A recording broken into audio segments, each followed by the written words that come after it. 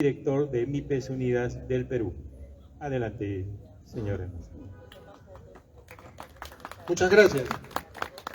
Congresista Rosalén Bruz, a los miembros de la mesa, estimados compañeros y empresarios de la micro y pequeña empresa, dirigentes todos. Bueno, el día de hoy la reunión básicamente es para construir una agenda con las MIPES, una agenda que nos lleve a tratar de salir de esta grave crisis en la que nos encontramos en este momento, una crisis política, una crisis económica, una guerra que está dañando muchísimo la economía mundial. Pero también tenemos que pensar en el día después de mañana, porque, como dijo Pío hace unos minutos, es necesario que el Congreso haga algo por el país. El Congreso tome la decisión de invitar al señor Castillo a que se vaya del Palacio de Gobierno, porque la mortandad empresarial, la pérdida del empleo lo justifica. Más allá de su incapacidad y de todo lo que nosotros ya sabemos, creo que ya es necesario, ¿cierto?, que el daño que viene haciéndole a la economía nacional y sobre todo a la micro y pequeña empresa termine. Hace unos días impactaba gravemente a Gamarra, generando un conflicto innecesario, partiendo a Gamarra en dos, cuando ya la unidad se había logrado después de tiempo. Ministros llegando a ofrecer un decreto de urgencia, declarando en emergencia el sector, cuando ese decreto a todas luces es un decreto incompleto, un decreto que no contempla a las regiones, que no autoriza a los gobiernos regionales a invertir dinero en esta crisis, que lo tienen.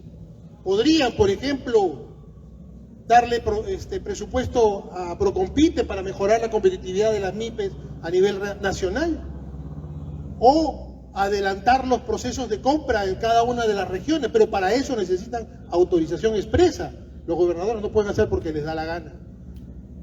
Está claro que ese decreto obedece a una intención que ya ha denunciado aquí mi amiga Susana, lo ha denunciado claramente: tratar de canjear favores políticos a cambio de marchas contra el Congreso.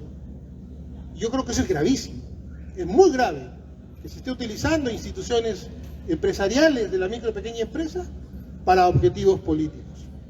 Pero esa es la anécdota, ¿cierto, amigos? Esa es la anécdota, lo que todos los días vemos en televisión, lo vemos permanentemente a los niños, a los sobrinos y a todos los parientes. O sea, ya eso no nos extraña. Pero no dejemos que salga costra la indignación, porque creo que está saliendo costra la indignación. Se nos está haciendo habitual escuchar este tipo de denuncias. Se nos está haciendo cotidiano ver cómo algunos actores políticos están abusando del poder.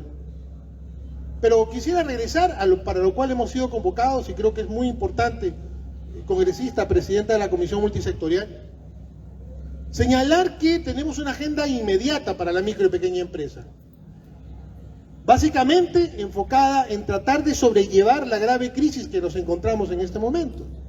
Y para eso, MIPES Unidas del Perú, el gremio al cual represento, que es un gremio construido básicamente con gremios de regiones, no somos muchos, somos dos los gremios de Lima, todos son de regiones, que desean expresar la necesidad de construir competitividad para las MIPES. Hoy día pagamos el combustible más caro, la energía eléctrica más cara, el crédito, ya bien lo han expuesto nuestros amigos aquí en la mesa, que es muy complicado otorgar créditos a la micro y pequeña empresa. Y claro, las mafias colombianas que prestan contra tu vida, contra tu cuerpo, son los que están ganando mucha plata. Porque obviamente el sector necesita financiamiento y lamentablemente muchos caen en el crédito informal. Y por supuesto eso al gobierno parece no interesarle mucho. Pero dicho esto, creo que hay tareas pendientes, como por ejemplo el tema de los combustibles, el tema de la electricidad, que es un tema que nosotros ya tenemos un proyecto de ley presentado y pedimos que la Comisión Multisectorial lo asuma como tal. Conversamos con el almirante Montoya hace unos días, que visitó justo en el local de Pío. Conversamos sobre la necesidad de tener proyectos de ley que ayuden a la MIPE. Uno de ellos, bajar la valla de la electricidad para que la micro y pequeña empresa pueda comprar energía más barata, comprada a los generadores, ya no a los distribuidores. Yo sé que Luz del Sur ahorita me corta la luz, porque ellos perderían obviamente clientes. Pero también tenemos otro proyecto de ley congresista que que está enfocado en crear el Registro Nacional de Empresas Acreedoras del Estado. No sé si alguno de ustedes le vende al Estado, y seguramente el que le ha vendido y no ha podido cobrar en su momento, ha pasado ese agujero negro que se llama devengados, ¿cierto? Que cada fin de año tiene que esperar que haya saldos de los gastos corrientes para poder cobrar en esa tinca, porque normalmente nunca sobra lo que realmente debe. Pueden deber 10 millones y solamente sobra 1. Y allí hay otro nicho de corrupción, porque para poder cobrar tienes que pagar tu porcentaje. Y esa es una deuda lamentablemente no visible. El Ministerio de Economía, usted pregunta y no saben cuánto es lo que debe, porque esas facturas están metidas en el escritorio de un funcionario público en una municipalidad o en la región o en alguna OPD. Hemos presentado este proyecto de ley, ¿no?, a través del congresista Lizarzaburu, para que se cree el registro nacional y se visibilice por primera vez la deuda que tiene el Estado a las micro y pequeñas empresas. Son proyectos de ley que ayudan a generar liquidez para la micro y pequeña empresa. Y el otro proyecto que también estamos pidiendo que la Comisión Multisectorial lo asuma es el proyecto de ley vinculado a la famosa 28015, el régimen laboral, que está estimulando a las empresas a no crecer. El famoso enanismo empresarial es producto de que no hay leyes que estimulen el crecimiento.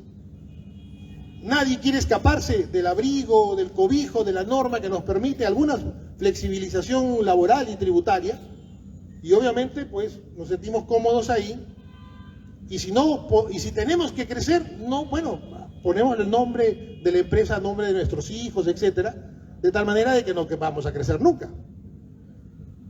Entonces nuestra norma, que fue dada en el 2002, la 28015, buscaba la formalización de las micro y pequeñas empresas. ¿La logró? Por supuesto que sí, es una norma muy efectiva. Pero como muchas normas que se dieron hace 20 años, 25 años y 30 años, es necesario actualizarlas. Por ejemplo, hoy día que se habla tanto de los prefectos y subprefectos, ¿por qué se creó ese mecanismo de representación presidencial? Porque no había las comunicaciones que hoy día existen. Porque era necesario tener alguien que se comunique con el presidente, porque no había quien lo hiciera, no había internet. Esa es la vieja estructura del Estado que tenemos que cambiar. Queremos aplicar la modernidad que vivimos el día de hoy sobre carriles viejos, sobre estructura vieja del Estado. Y creo que hay una gran tarea congresista ahí para modernizarlo. Nosotros proponíamos hace unos días al almirante Montoya, le decíamos, ¿quiénes se dedican al desarrollo del país, desarrollo económico en el país? ¿Cuántos funcionarios de altísimo nivel, electos por el pueblo, lo hacen? El ministro de Producción es electo por el pueblo, no lo es, ¿cierto? Pero él se supone que su tarea es la producción, su tarea es generar el crecimiento empresarial. Uno, que no es elegido por el pueblo. En el Congreso tenemos varios seguramente, aquí en esta comisión, por ejemplo. En la Comisión de Producción y en la Comisión de Comercio Exterior, otro tanto número de congresistas. Pero en el sector ejecutivo, ¿quién? A nadie. A nadie. Y por eso que nosotros creemos que una de las reformas más importantes es quitarle la posibilidad a los gobernadores de hacer obra. Si ustedes revisan la ley de las regiones, las que le da facultades y responsabilidades a las regiones, todititas los artículos están vinculados al desarrollo. Solo uno habla de obras. ¿Y qué pasa? Que todos se dedican solamente a ese artículo y se olvidan de los demás. Yo creo que alguien tiene que dedicarse, alguien electo por el pueblo tiene que dedicarse. La regionalización fue hecha para el desarrollo del país. Podemos crear un ministerio de infraestructura con las direcciones de infraestructura regional que coordinen con el gobernador. Quitémosles el peso a los gobernadores de hacer obras para que la haga directamente el gobierno central a través de organismos descentralizados y que ellos se dediquen a que cambie el parámetro por número de cemento o litros de cemento o metros cúbicos, que cambie por el desarrollo de las personas.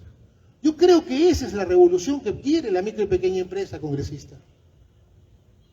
Necesitamos fusionar los ministerios de acuerdo a las necesidades de la micro y pequeña empresa.